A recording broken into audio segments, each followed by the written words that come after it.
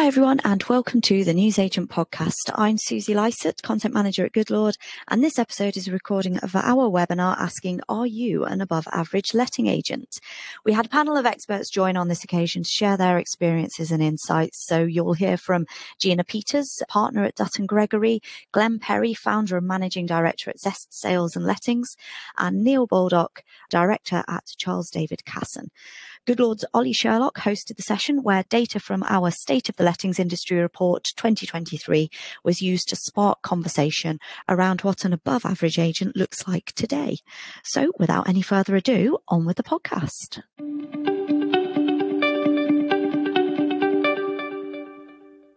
Good morning, everyone, and welcome to this instalment of the Goodlord webinar. I'm joined by a number of guests today. My name's Ollie Sherlock. I'm Director of Insurance here at Goodlord, and we're here to discuss agency, really. We're here to go through some of the findings of our State of the Lettings Industry Report, and it's a pleasure to be joined today by Gina Peters, Glenn Perry, and Neil Baldock. I'll introduce, or these guys will introduce themselves shortly. We're going to be discussing, are you above an average agent? And we've got some interesting findings.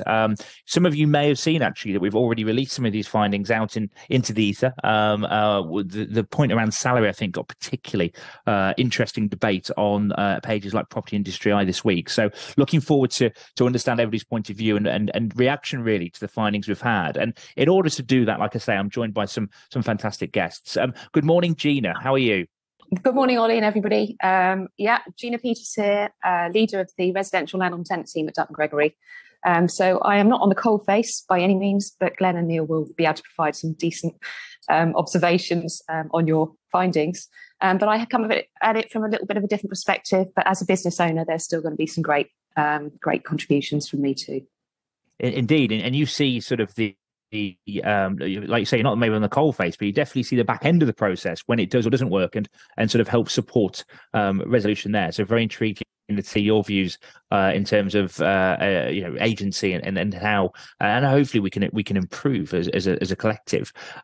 Glenn, you are very much at the coal face. To sort of introduce yourself, please, Glenn, to all the people joining. Yeah, good morning, everyone. Pleasure to be here. Thanks, Ollie. And morning, Gina and Neil. Obviously, we work in Bath. We have a lettings agency in Bath. We manage several hundred properties in Bath. Half of that is students. So that comes with its own specific challenges as well. We have a team of approximately 18. And again, with that comes its challenges. But it's a pleasure to be here, and hopefully I can join the conversation and add some value. Fantastic to have you, Glenn. And finally, we're joined by Neil Baldock, once known as a LinkedIn sensation, I think, Neil. I don't know how you fit into your day, and also a supreme boxing hero, if I remember rightly, from last year's white collar boxing event. How's it going this morning, Neil? It's going very well, mate. I haven't boxed for, I think that was about literally a year ago, 4 days ago, and I haven't boxed since. So, yeah, I'm good. But, thanks for having me on. Nice to see everybody. And I've got an agency, Charles David Casson, in Chelmsford in Essex. Similar kind of size by the sound of it to Glenn. I think we manage just over 500 properties now, including HMOs and single lets. And I've also got a network of agents called the HMO network as well, which is like a national network of specialist HMO letting agents. And Neil, you also do things with other agencies, right? In terms of a club whereby you can converse with other agencies. It's ring fenced just to agencies to really ensure that you're supporting each other, right? So improving the industry feels like it's close to your heart. Oh, absolutely, mate. Yeah, I mean, so my brother's my business partner. We just host a dinner called the EA Directors Club once a month down in London, which is literally that, mate. And I'm afraid we have banned suppliers to make it a safe space a no sales space for agents to come along. But yeah, it's simply a dinner once a month where business owners can come along and just chat business and challenges they're having to people that are in the similar situation to them. Well, it's great to have you all on board today, and thank you so much for your time. I appreciate everybody is really busy still. The market is still hot for varying different reasons, some of which we'll come on today. And at this stage, it's worth pointing out for 30 seconds at tops exactly who Goodlord are. Goodlord are a pre-tenancy platform and business to support letting agents across the UK to help become more efficient, ensure that they stay compliant, and also support improved and increased revenue streams.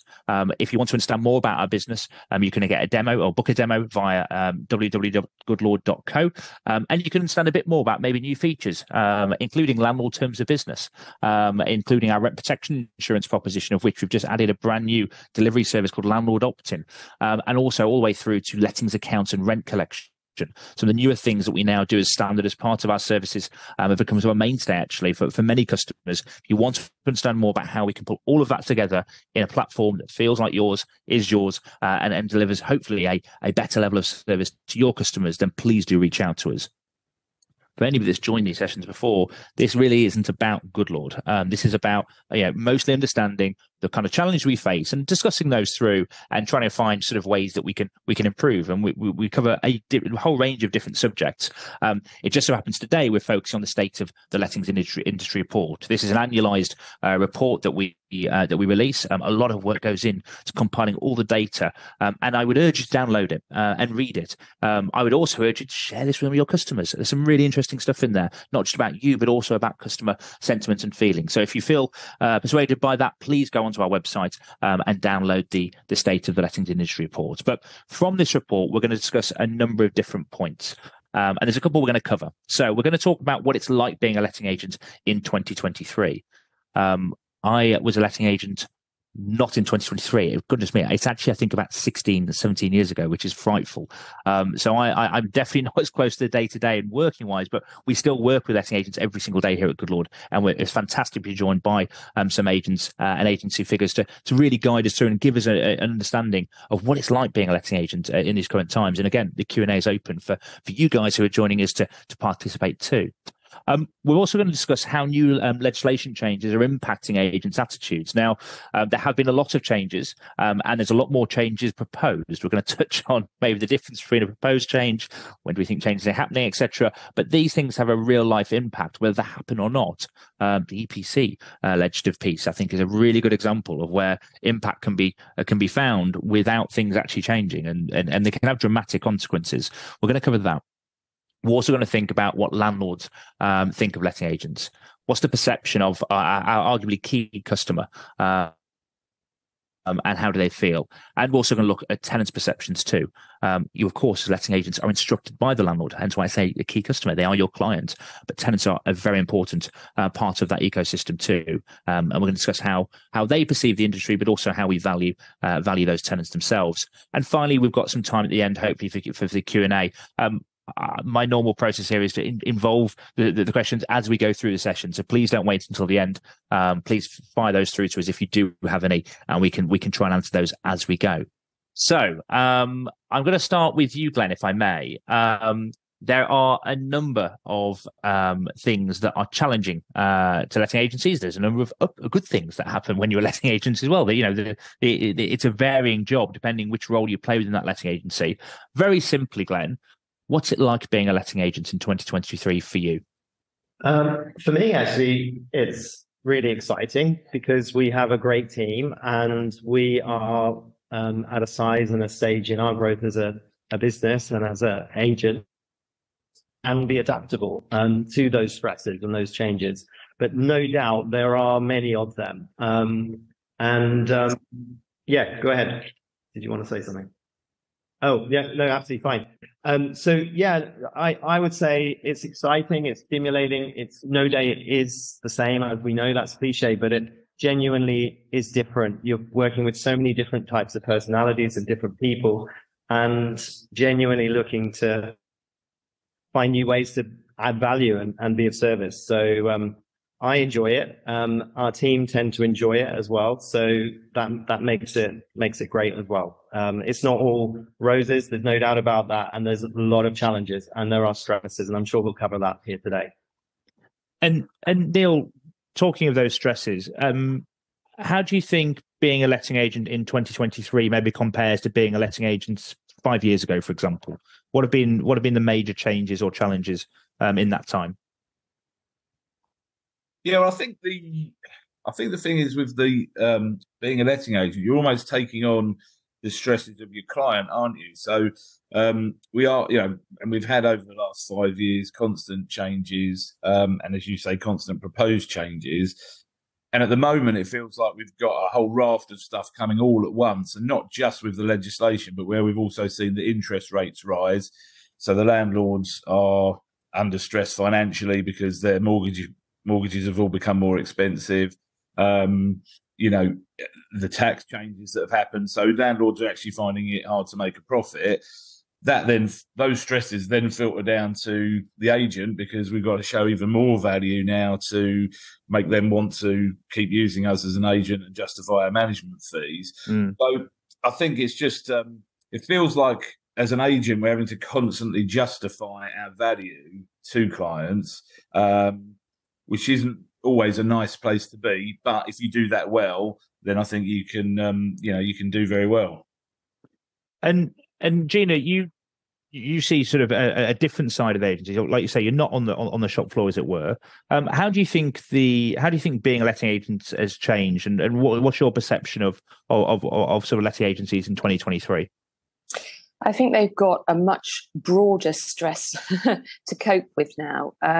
The media are very, very quick off the mark, unfortunately, with any change in legislation, and they tend to, as we know, catastrophize things that are happening in the media. So the very mention of, and I didn't think I was going to mention it, but the Renters Reform Bill, for example, where they said abolition of Section 21, that's going to grab a headline.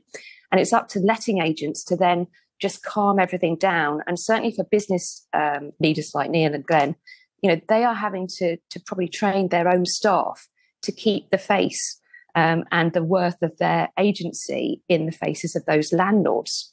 And there is wave after wave of these changes. So, it's not an easy task. But I mean, everybody from, letting agents to lawyers to just about everybody, every industry is struggling with their own personal stresses as well as the business stresses. So you put the two together and it's just, it's probably at its highest level it's been in a long, long time. Yeah, I agree. I mean, we kind of, when we're building this pack out, so we're thinking of where we see the challenges. And if we go to the next slide, please, Steph. I think there's a number of different things that we're facing as an industry. And one of the things at the top of the list for me is the current supply and demand imbalance. And we talk about sort of change in legislation, and we talk about how impactful that can be on quite an immediate term, right? In terms of, goodness me, I have to change my process. Goodness me, I have to service another document, or I have to remember to do something different, or change what I do. But in reality, I think it's fair to say, and I'm happy to be challenged on this, the way that the PRS has been managed from a governmental perspective has meant that it's been squeezed further and further. And you only have to look at the home building targets that are now no longer targets. It's the best way to hit a target is remove it and say it's aspirational, to say that there aren't enough homes in the UK to house all of the demand that's there. And I wonder, Glenn, as an agent, how you manage that, because it's felt to me in the last couple of years, especially, that the focus that agencies have to give is moved not just onto landlords, but also onto tenants, because there seems to be a real awareness within our customer base anyway of how difficult it is to be a tenant at the moment. One, to find a property that's suitable. Two, understanding that the market forces mean that rents are increasing. These two things together are compound. I mean, how have you as a business managed that in the last year or two, especially? You're absolutely right, Ollie. And I think with that, there's an inherent undercurrent of resentment from tenants, because they find themselves in this position. They're having to pay a lot more money. They're having to battle to find the property, whether that's a cohort of students with HMOs that Neil, you deal with as well, or whether it's a family looking to secure a place near the school for their kids. We're dealing with sometimes 30 to 50 applicants for one property. And that in itself comes with a huge operational challenge, and also to manage, again, the expectations of those tenants who are going to be disappointed. So we have to look at working really smart as to how we manage that. And that is managing emotions of tenants, and it's also managing that workload so that actually we remain viable ultimately. It's so important. Somehow we've mentioned it twice on this slide. I've just realised. So apologies there. We've got supply and demand and balance twice listed. And I think, you know, managing that, it means that actually you've really got to make sure that, I suppose, as an agent, you're qualifying every element of what you do, right? You're qualifying the landlord maybe in a more vigorous way than you once did to ensure the property meets a certain standard. I mean, we're, you know, I don't want to sort of get into a renters reform debate, but, you know, elements of that was the decent home standard. I think, you know, agencies are a conduit to try and ensure that, you know, and guide landlords to live the best possible property. And I recognise with my experience that most landlords think their property is the best property, no matter what. So you've got a challenge there. But in terms of tenants, Neil, what have you seen on the ground in your areas? What have you seen activity be from tenants? Are you being overrun by demand here, or is this a localized issue? What's your view? Yeah, no, I mean, I think certainly in our area, and every agent I speak to across the country is just inundated with tenant demand, almost to a point where, you know, we just can't handle the amount of inquiries, and like we're having to put extra technology in place to handle those incoming inquiries. You've got, like, as going to the challenge, you've got landlords who can't get through sometimes because the whole team's on the phone answering inquiries. So, you know, trying to staff and resource the agency efficiently so you do stay viable is difficult. And I think the other thing to mention is that the public perception, I feel like the tenants feel that it's the agent that's driving up the rents. So when renewals are happening and rents are substantially increasing at the moment, whereas, you know, perhaps over the last few years they've always risen very, very gradually. Now we're seeing a bit more spiking in the rental prices, certainly across Essex. But the public perception is that's the agent, that's the greedy agent who's driving up the rents, when in fact it's not, is it? It's just the simple economics that if you take stock out of the market and create that supply and demand imbalance, and increase landlords' costs, then ultimately rents are going to rise. And that is the beauty of a free market, in the sense that it should regulate itself. And I'm yet to hear, in my personal opinion, a sensible argument as to why and how we would change that, because ultimately I recognise things like, you know, rent controls, they simply don't work. And, you know, we've got a good point made actually by Charles on the Q&A. Good morning, Charles. I hope you're well. He says stresses on letting agents vary depending on location. A lot of the changes mentioned in the Renters Reform Bill have already been in place in Scotland for many years. We also have rent controls and a moratorium on evictions in Scotland. Indeed, they do. And you've only got to look at what's happened at rental prices in Scotland to know that actually those controls don't hold the weight that they should or be intended to. And we've seen vastly increasing rents in Scotland. So, you know, the free market does have an answer for this. But at the same time, you're right, Neil, that there's this further weight on letting agents, right, as it's deemed that they're the ones that are really sort of fueling that. And, you know, whilst I think in any industry we accept there is some agents and some, you know, individuals that maybe don't act in the proper way, 99.9% of agents, I believe, are good, and they're there to serve, you know, clients as best they possibly can. I want to come back onto your point actually around staffing, because that's one of the key takeaways from our State of the Lettings Industry report. So I'll come back to that briefly, but if we can just go back a slide, please, Steph. But I want to sort of touch on competition, because if you look over the last sort of 10 to 15 years, I think it's fair to say that the market around lettings agents has ballooned.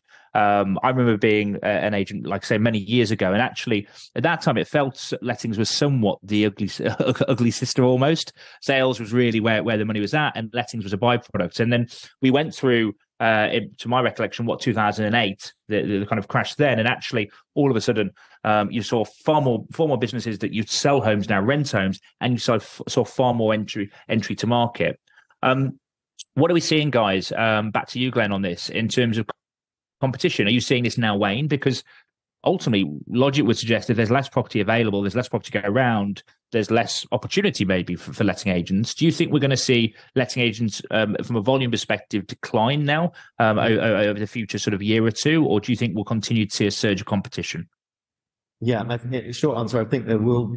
I mean, there'll always be an element of competition, but I think there could be a decline in those independents and those startups. I recall 2008. That's when I launched Zest some 15 years ago to this week. And basically, in the height of that crash, there were about 7 other agents that launched that same year, all on the letting agent front. I think most of them all went out of business within 18 months, which is sad indictment of any business that starts up, and the trajectory of actually getting that foothold is tough. But I think now we are seeing a decline in some of those smaller agents, and it's not just down to the supply demand, but I think it's also these stresses that you talk about. I'm in a very fortunate position. We have an established team and an established portfolio. But if I was at a different stage, maybe a different geography, different stage of our journey, I might be one of these people that's coming to me and saying, look, as a fellow business person, I'm really struggling. I don't think I can stay in this for much longer. And then the big corporates with the deep pockets come in and perhaps swallow that agency. And so therefore there are less on the ground. I don't know about you, Neil, how you're in that same boat of meeting with fellow letting agents. What do you feel about that? Yeah, no, I would agree. I think I just wanted to quickly say, Ollie, that rang true what you said about people, lettings was like the poor relation at one point. When I started in agency in like 2002 and I was working for a corporate, we were actually me and my brother were in sales. We didn't do lettings. The lettings was upstairs. And if a landlord came in, you used to say, oh, no, lettings is up there, mate, and then back to your computer. Yeah. We always say it's total tide turn now because you'll roll out the red carpet if a landlord was to turn up at your office, wouldn't you? So I totally agree with what Glenn's saying. I think there's, interestingly, I think there's going to be a lot of consolidation in the market because I think probably people that have been running businesses for like 25, 30 years now are probably at the stage where all this legislation, maybe it was easy back then and now it's not, and they just are fed up with it and tired of it. And interestingly, any of the we've done a few acquisitions, as you know, and the ones that we've done, interestingly, they always tend to have low fees, which suggests one of the reasons they need to be acquired is because they can't actually make the business work anymore. Yeah, so we'll have the same. Yeah. I think I could spend an entire hour talking about fees and value because I've long championed the thought that letting agents devalue themselves, and I think there's just so many fantastic businesses out there that offer a plethora of different services. And I think the struggle, and I really sympathise with the struggle is to really just talk about and explain to landlords why you're different. And of course, with that struggle in mind, what then happens, because landlords are price sensitive, of course, they then look at the baseline fee, and it feels like we all have to entertain the same fee in order to have an ability to even have a run in the race, let alone win the race. So it's really hard to do that. And actually, often in industries, things like this are cyclical, right? You go through a big boom and then things sort of dissipate a bit. Then you go through a big boom again. And actually your point there, Neil, of agencies wanting to exit, I think is cyclical anyway. I mean, to run a business more than 25 years is a big demand, especially if you're successful, because, hey, you're doing it for a reason. I absolutely buy into the fact, though, that the suggestion of heavier and heavier legislation that feels in some respects to some people not well through and problematic, I imagine that's going to light a fuse a bit quicker to say, do you know what, I'm ready to exit. But Gina, you see a different side to this. Like you said, you're not on the front of the coalface, but you do see from a business perspective, in some respects, the fallout when things don't quite work. Do you think the standard of agency is better today than maybe it was 5 or 10 years ago, even going back further? Hugely. I completely get the Neil's comment about, just being the poor relation upstairs, round the back, whatever, out of sight, out of mind almost. There's no way. Most of our work does come from agents. And, we pride ourselves in being able to educate those agents to staying professional in front of their own clients. And that's how it works. But I mean, we have the same, unless a business is properly set up and the business owners are watching for that person that can come in and succeed to them in terms of their business and maintain it. If that is what their purpose is for their business, if they're going to, if they're not going to prepare for that succession, and it happens in the legal world all the time, if they haven't prepared for the succession, then that business will inevitably either be bought up, swallowed up by a big corporate, or will just fold. So there are all sorts of kind of pressures on agencies. Even though that seems further ahead, you've still got to start planning for it. But they are by far and away a much more professional. They are a profession, and people need to start absolutely believing in that. And it's the trade bodies that are actually kind of driving that forwards. But it is such an important role, which is why I like, helping everybody in it, because it is rising. It's becoming way more complicated than it ever was. But it's such an important role to, when we've got cost of living at such a high rate, rentals are becoming almost the norm for people, at the kind of, the 18s, 19s and the early 20s. They've got to rent. There's no other way around it. Mm. Yeah, and I absolutely agree with how the industry has improved, and I think it's actually one of the reasons why I'm personally supportive of further regulation on letting agents. I think they have a hard time justifying why they're professionals, and I know them to be professionals. And I just recognise that if you have an ability to say, look, we are regulated, we meet a certain level, that can validate your professionalism. And I appreciate that's a nuanced view. And, actually my position, isn't on the coal face, so therefore doing those things and having those regulations are maybe more of a burden. But I just get how good most businesses are out there, and actually how much support they give not only landlords but also tenants. I strongly believe that if you're going to a letting agency as a tenant, and you have that umbrella and that support mechanism around you, you are in a better position than you would be if you're going directly to the landlord in most cases. I think letting agents offer huge value for all parties involved. And talking of value, you mentioned it, Glenn, earlier in terms of you have quite a well-established team. Neil, you talked about the demands, meaning you have to scale, ensure that you've got the people around you to meet those demands, and ultimately that comes at a cost, of course. And interestingly, we asked this question as part of the industry report. And we focused somewhat of this on salary, but also workload and stress. And half of agents said that most days they feel stressed.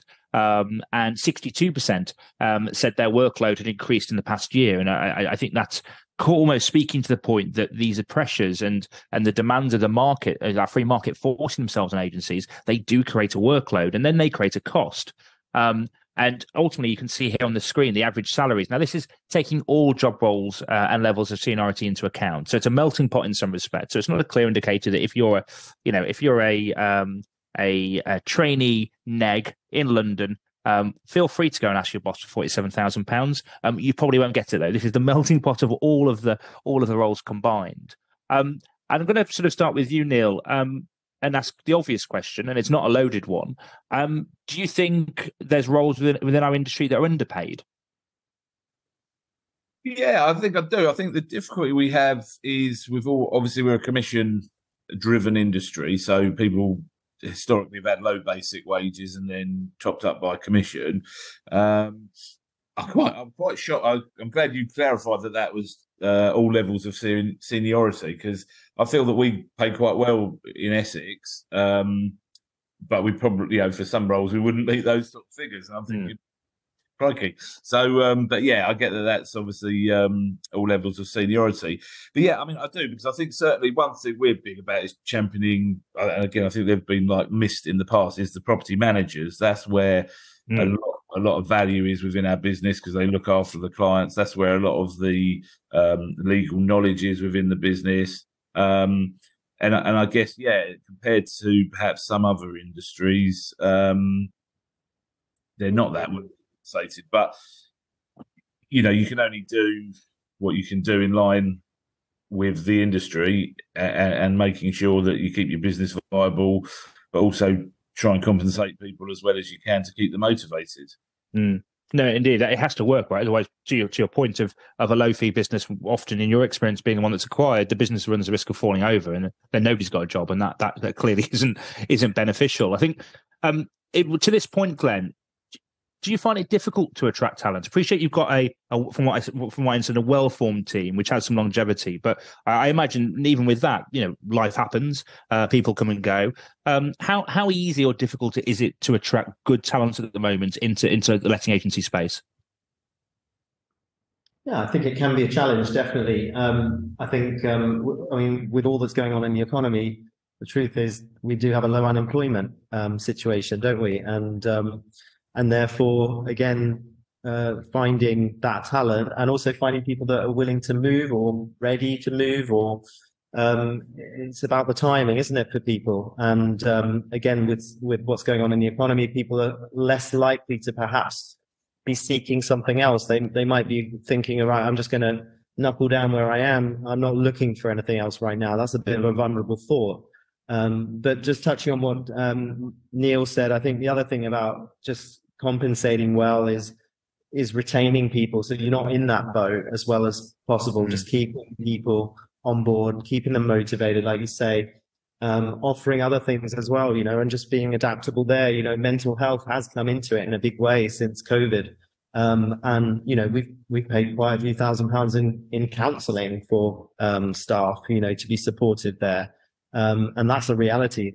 It's not just our student cohort on our HMOs that are coming forward with mental health challenges. It's also staff as well. So that's something we have to be mindful of.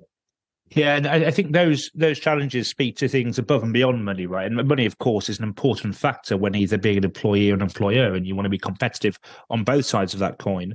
And creating a culture that feels proactive and progressive, I think helps balance, the other priorities that people look for both in a role, but also I often believe that shines through in the delivery of the service you then give. You've got to have people that are hopefully, happy and feel in a progressive environment and a positive culture. And if we go on to the next slide, Steph, this really explains, I think, by role, enjoyment. Now, of course, this is somewhat subjective, and if we're asking people directly, and depending what mood they were in that day, they may well have answered differently. I get that, but what's clear here is that the sort of the entry level roles feel they really don't enjoy them as much. 30% of those roles would disagree with the statement that says most days I enjoy my job. But even then, you can see that 70% are broadly in agreement or really agree. So, I'm sure if we were to do this in other sectors, in other different roles at that level, my guess is that 30% would maybe be much larger, because I believe that the letting agent space is pretty variable. The opportunity to deal with different things every single day. It's not a monotonous, hopefully, environment. I'm sure all of you can testify that you're not working in a monotonous space. I imagine your landlords and tenants throw different things at you every single day. I'm going to go right to the top of this chart, though. I'm coming to you, Gina, here. We've got 1.9% of managing directors or CEOs saying they do not enjoy their job most days. Why do you think that could be? That jumped out at me, this stat. I think that it's lonely at the top, frankly.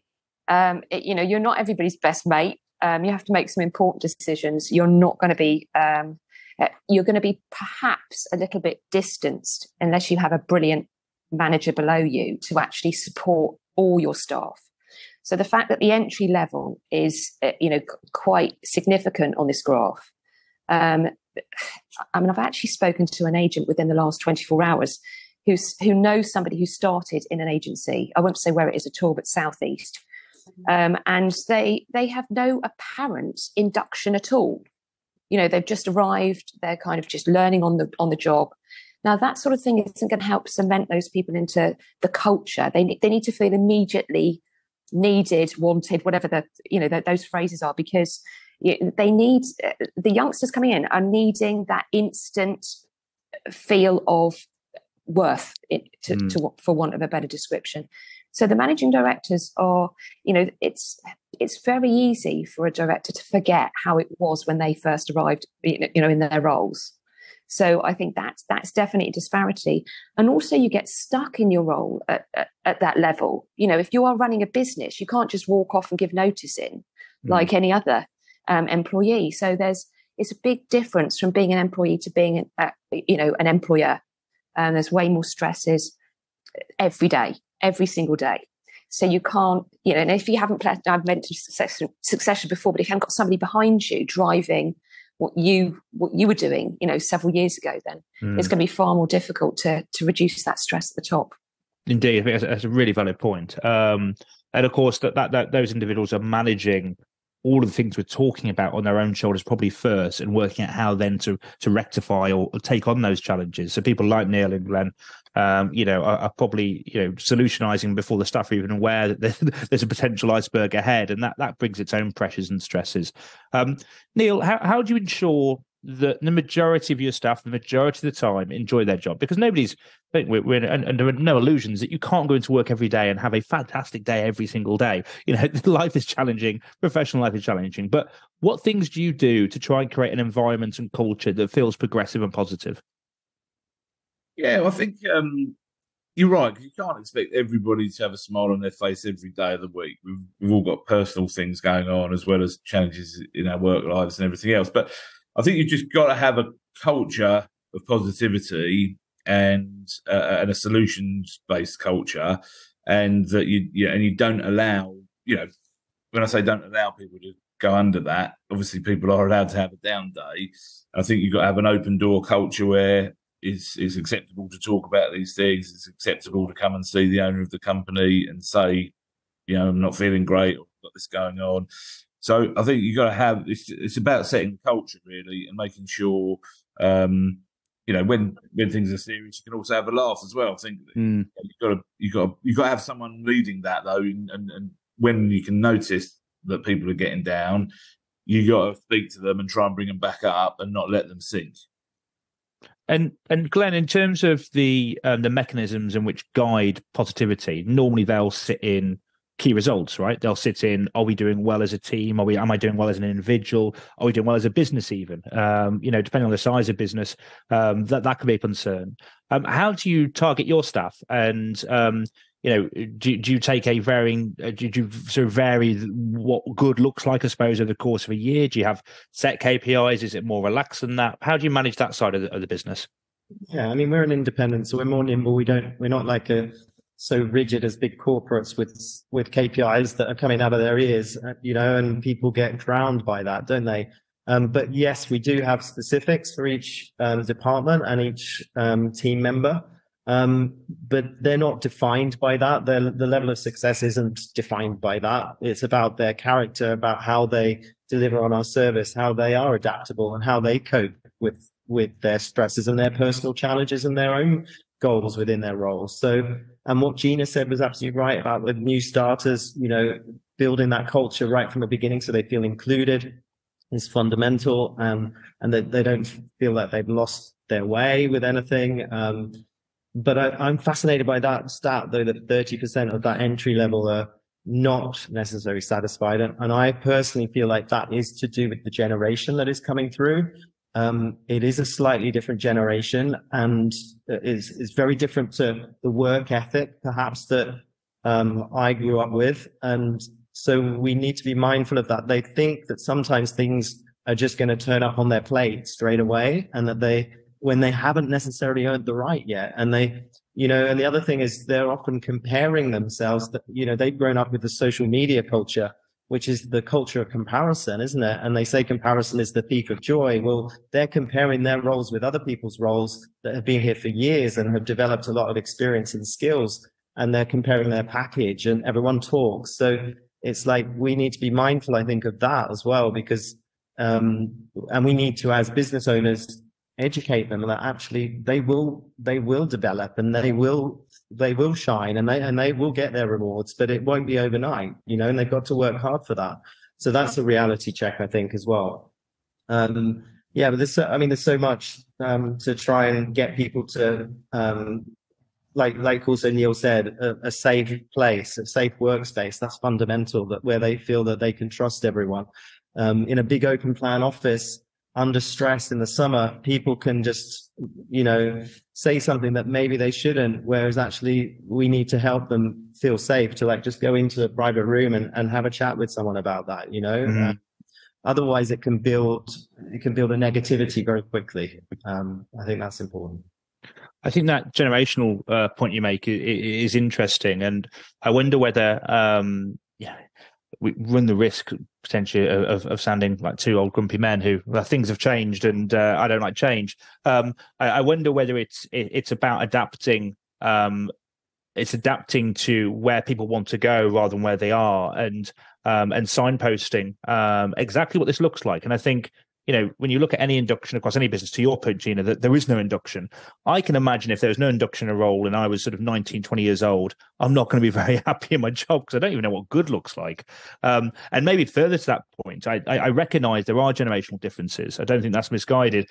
And I think signposting that actually look at the way this industry can progress people.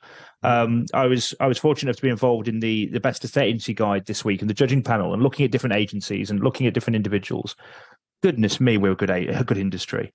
We really have so many people that we should be so proud to be working alongside, not just because they're really nice people, but, how many people do you know that have started at this level and then form over the course of, even as early as 5 to 10 years, they're up to a senior department head or they're managing their own business. That's what this industry can give, and it's full of opportunity. And I think, sometimes it's probably easy for businesses to put people into brackets and say, well, they're new, so they can't possibly any more than they have to serve their time. Actually, I don't recognise across the industry that's true. You see people developing at light speed because if they're good communicators, if they're hard workers, they're really sort of taking an interest in their environment and their space, they're ultimately going to flourish. And there's not many industries actually that you can walk into and have that opportunity.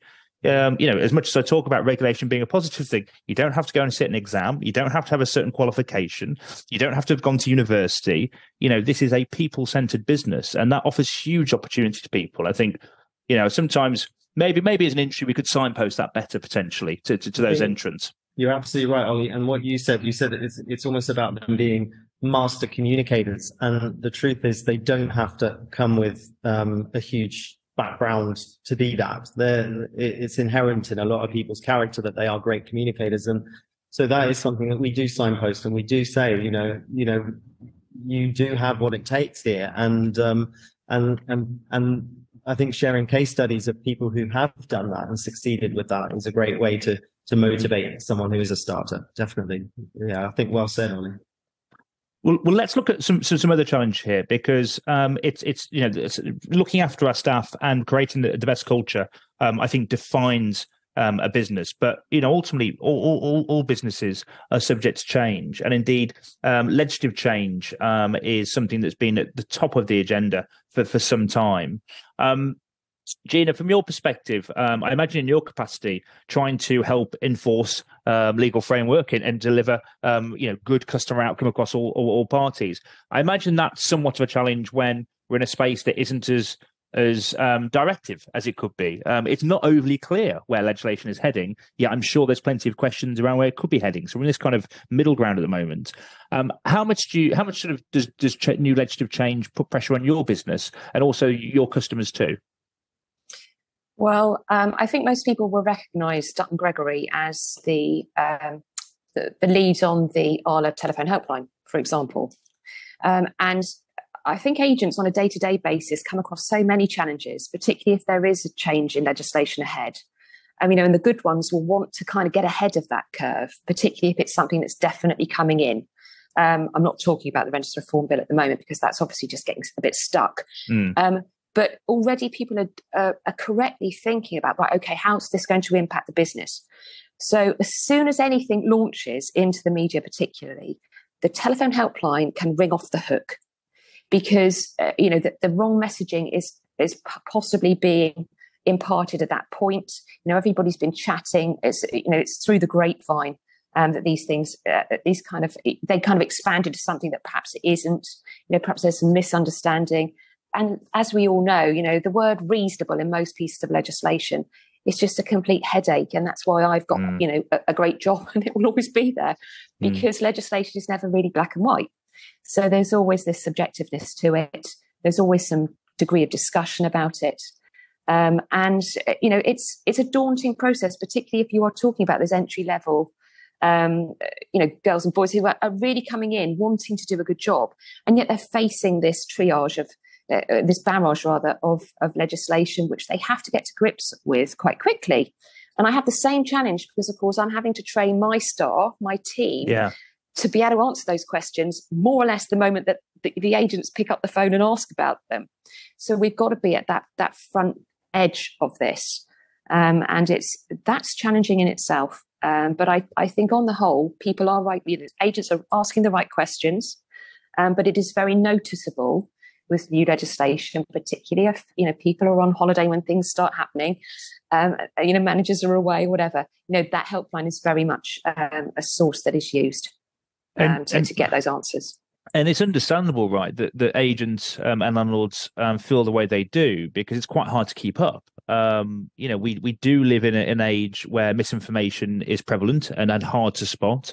I've got to say, and again, this is my personal opinion, it's not helpful when politicians come out and say, one thing and do another, or even worse, say, hey, we're going to scrap this thing, and don't worry, was this a thing in the first place? I mean, I dread to think how many calls you got last week about the need of having 7 bins, for example, Gina. I mean, it's a minefield at the moment, I suppose, both politically and how to understand what direction we're heading in. And, I suppose the problem we have in our industry is that we're not talking about a side issue. We're talking about people's homes. We're talking about the largest investment they've ever made and will ever make, probably. It is not only really emotive; it's really serious too. And I don't begrudge your job in trying to keep up with this and give best place advice in the absence of really clear direction. And again, this today is not about the Renters Reform Bill, but it's a very good example where I think the majority, if not all of the industry, just want to be ready. Tell me what I need to do and I will go away and do it. I don't think many people are hiding under a rock here. I think they're well aware that ultimately this thing is changing or is potentially changing. But as a business at the moment, Neil, what do? What changes do you make? You probably don't change your agreements yet. You don't change the setup of your business. You don't change the way you charge customers, because you don't know actually whether within the next year or two, you're moving to a short tenancies. You're not going to get renewal fees. These things matter to businesses, right? Yeah. No, I think you're right, mate. I think you've got to be nimble and agile and be. I know there's a bit sort of buzzwords, but you have to have that within your character and sort of. I think you can't make change. Uncertainty is always creates problem in all of our markets, doesn't it? It creates problem in the housing market when there's uncertainty about things, and it causes problems in the lettings market when there's uncertainty about things. But I guess as the business owner, you've got to just stay aware of the changes that might possibly be coming and start putting things in place and having, you have your plan A's and your plan B's, and have those discussions with your team so that if something does come overnight, as it sometimes does, you can move on that. And it might be a slightly different point, but I was just thinking about the last slide and this. I think the recruitment piece is really important as well when you're bringing people into the business, because if you've got to have people that want to learn, because there's no point being in this industry and not like just wanting to do your job, because it's going to change. So when you're bringing people in, you've got to make sure they've got that as a value that they want to learn, because we're always going to have to be constantly learning.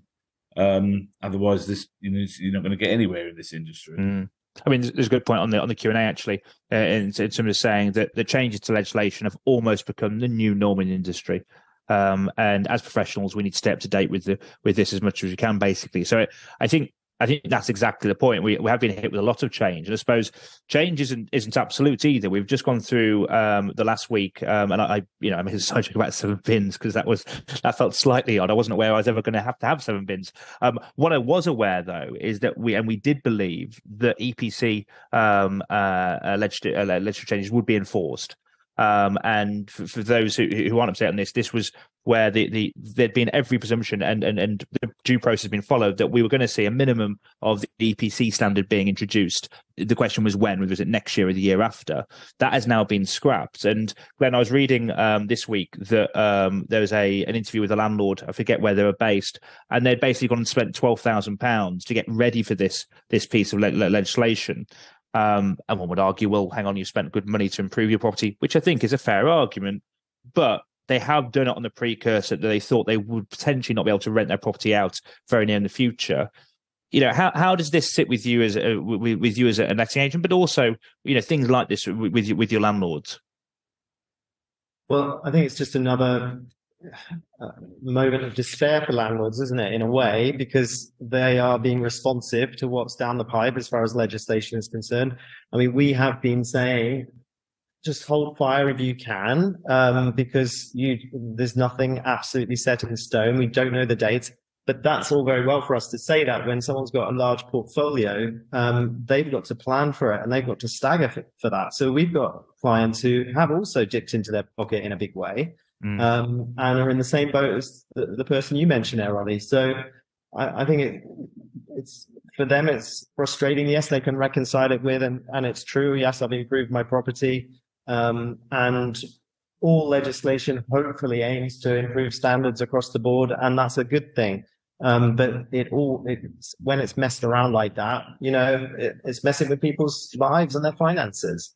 And I think landlords are clearly in a weaker position here, according to this data that you can see on your screen. What I find really interesting about this, and I believe this validates our discussion around the worth of letting agencies in some respects, because if you look at this, purple is the our letting agents, the green is our landlords. And what you can see here is that when we look at a lack of confidence, the question here is, how confident are you that you are set to cope with future legislation changes? Actually, 9.8% of landlords are not confident at all, and 20.5% of landlords are not so confident. Now, when you compare that to the agency numbers, only 1.6% of letting agencies hold no confidence at all, and only 8.9% are not so confident. That tells us that agents are engaged, that they are sort of being educated to the point that was in the chat a minute ago. You are, as a body of professionals, trying your very best to keep up to date with exactly how we can take on these challenges. And frankly, that's exactly why this arm of our business exists, because we want to support agencies to be able to, discuss these things and try and be better. And interestingly, when you flip this the way around and you look at confidence, only 11.5% of landlords are very confident, but 27.4% of agents are very confident that they're going to be able to cope in the future with legislative changes. So that tells me anyway from that data set that the agency world is ahead of the game versus landlords. And I would argue another good reason why agents exist. And when it comes to this kind of stuff, Gina, what do you see the fallout to be in this split? Do you have a view on, problem areas maybe when there's a letting agency involved versus just a landlord involved? Is that something that you see as part of your business? We do, definitely. However, one thing from those graphs that strikes me is that there is a massive opportunity there for agents if landlords are not that confident in legislative matters. And I've been asked to do talks with local letting agents to increase the awareness for their own landlords and provide confidence. And that's one thing that all agents could actually try and adopt. Just get a lawyer in, a friendly lawyer, local lawyer who's prepared to kind of give these updates, for nothing basically, because actually that's part of what we do. We're not just all about the process, because we're a distressed purchase at the end of the day. We're the last people you really need to see, quite frankly. But actually, agents need to feel confident that there's other professionals out there that they can actually lean on when things do go really wrong. But to actually build that relationship with a lawyer is not a bad plan, because it takes the weight off them. They can then showcase their own agency at that particular talk, which is exactly what happened last week for me on one particular agency. And then I get to do the bit that, they might not feel so confident about, in a way in which I can actually break down, those barriers that often legislation has, i.e. it's complicated, I can't understand it. So I can just do it in a very simple way. Then it's kind of a win-win for everybody in the room. So I definitely think that there's, agents can actually, work with other professionals to actually help them stay ahead of the game somewhat. And actually, this may be the way in which, and we'll probably come to this in a minute, that those landlords who are still reticent about holding, or about allowing an agent to manage their portfolios completely under a full management service, that's the opportunity right there. Perhaps you can persuade more by by building those relationships. Because what we can't do is forget why the legislation is coming in. The legislation is there to keep people safe. And unfortunately, there is a massive disconnect between landlords, agents, who tend to be the customer and principal right there, and then the tenant. And that again has come out in some of your questioning of tenants and their perception of agents. Indeed, and it's a lovely segue into thinking of how landlords perceive agents themselves, right? Because if all of these challenges are things that we broadly agree that we're faced with, well, goodness me, landlords face the same challenges, and the slide before how just sort of shows the impact of that on levels of confidence. Neil, bit of a reverse psychology question here, because you're used to thinking of why agents should, partner with landlords and vice versa. So why would landlords avoid using a letting agent, in your view? Well, I think they don't. Well, number one, they don't know what they don't know. So it's massively like all of this legislation is a great opportunity for us as agents, and we basically just have to become educators and get our point across. But I think, they don't use letting agents sometimes because they don't know what they don't know. So they still think that we just click a button and print a tenancy agreement and that's sort of Bob's your uncle and that's all done.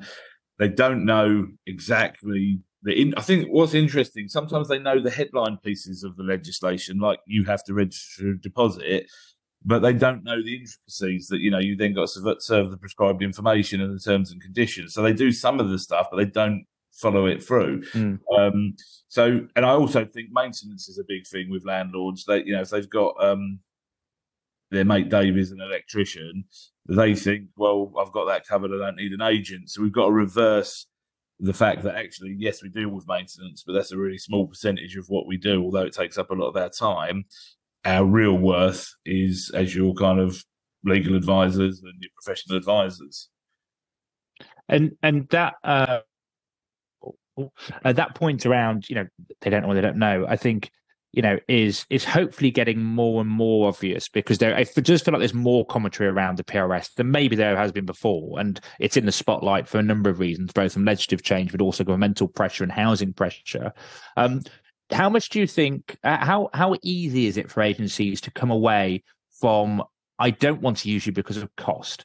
Do you think that's still one of the major factors here? And it's only when then things get a bit troublesome or go wrong that they realise that it's an investment? Because it's always struck me as slightly odd that you've got individuals who are making sensible investment choices. That's what being a landlord essentially is. But they don't recognise that by paying, 10+% a month is an investment too into protecting the major investment they've made. I mean, it does still feel like price is a major indicator here, and then puts pressure on you guys to run a sustainable business. Yeah, I would agree with that. But I think it's the way you explain your fees sometimes, and we're so fixated on percentage rather than pound note value, and actually explaining what the investment is, rather than just saying, yeah, it's 10% and so down the road offered you 8%. If you actually explain, and the other thing is everyone says, oh, full management. And it's like, well, what does that mean? Because full management in my agency might be quite different to full management down the road. So I think we've got to try and change the landlord's mindset on and make it an investment, and explain, if you don't invest in this and it goes wrong, here's the bigger amount that it's going to cost you. And just change their kind of mindset on that. No, indeed. And it's worth pointing out before we move on to the tenant perception, 50% of landlords surveyed said that they use a letting agent for some or all of their properties. So there's 43% out there who aren't, adversely to that. We are, of course, in a really competitive space. It's the hardest thing is probably to win new property. It's interesting to think how much time we focus as an industry on that 57%. Or are we doing things that allow us to entertain the 43%?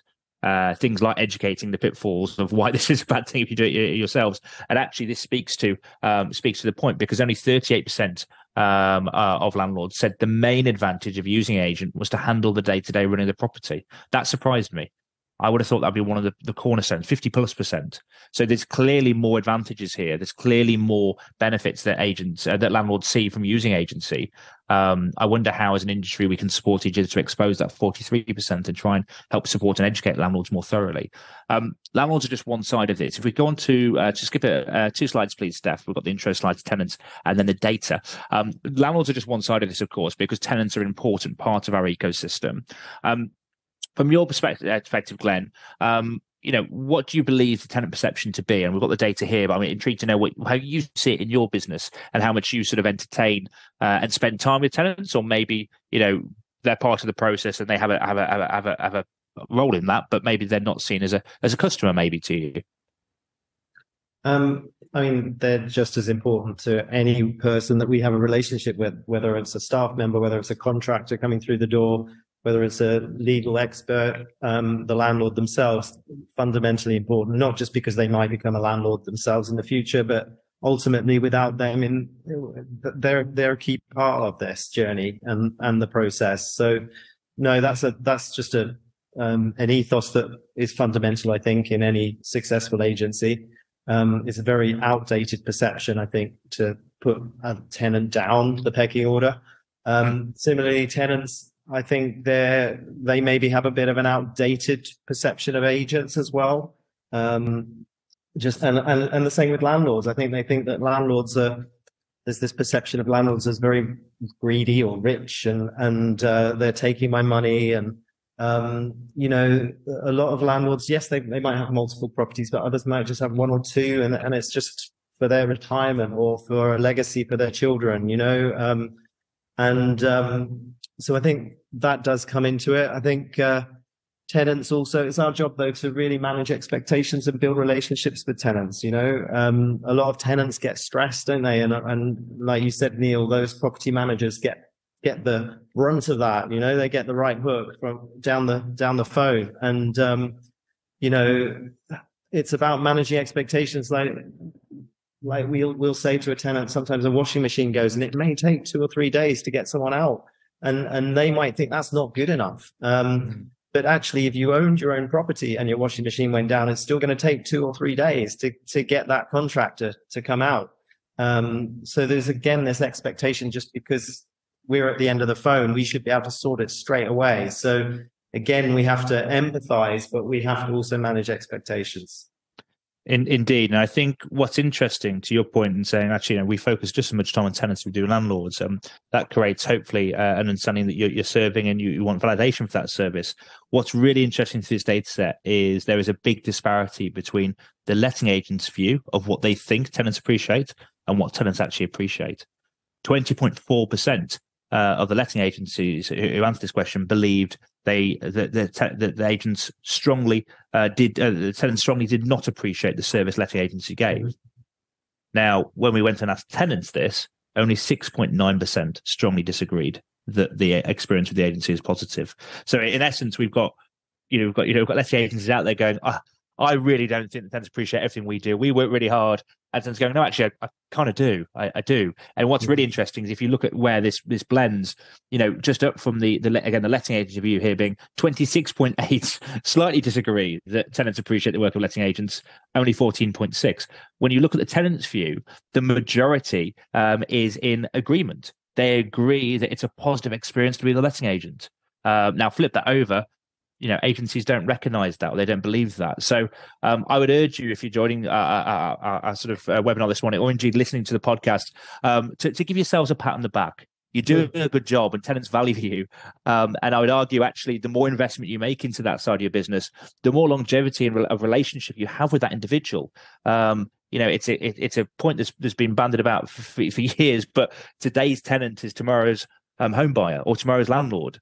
And, I think some excellent brands out there building really strong relationships with tenants for that reason. And this kind of validates the work that agencies are putting in. So, don't be too hard on yourself, guys, when you think about at night, do tenants value you or not? They do, according to this report. Ollie, I think that, just to interrupt you there, I think everybody does it, though. We always focus on that bit that we didn't quite get right. Indeed. Or, the bit that took a bit longer. And of course, that's why the perceptions flipped. On your graph, I'm sure it must be. it arguably drives you to be better as well. You could make a strong argument and say, actually, we should be hypocritical and we should be expecting more. And we should expect people to enjoy our service more. That drives us forward. But clearly there's a mismatch here, and tenants are being appreciative, which I think is a nice note to finish on. Thank you to Neil, Gina and Glenn. Thank you so much for your time. We are for today out of time. Thank you to everybody that's joined us for today's webinar. Please watch out for the recording that will be shared post this session. For now, thank you very much, guys. Appreciate all of your time. And to everybody watching and listening, thank you very much to you guys as well. Thank you. Cheers. Bye-bye. Bye now.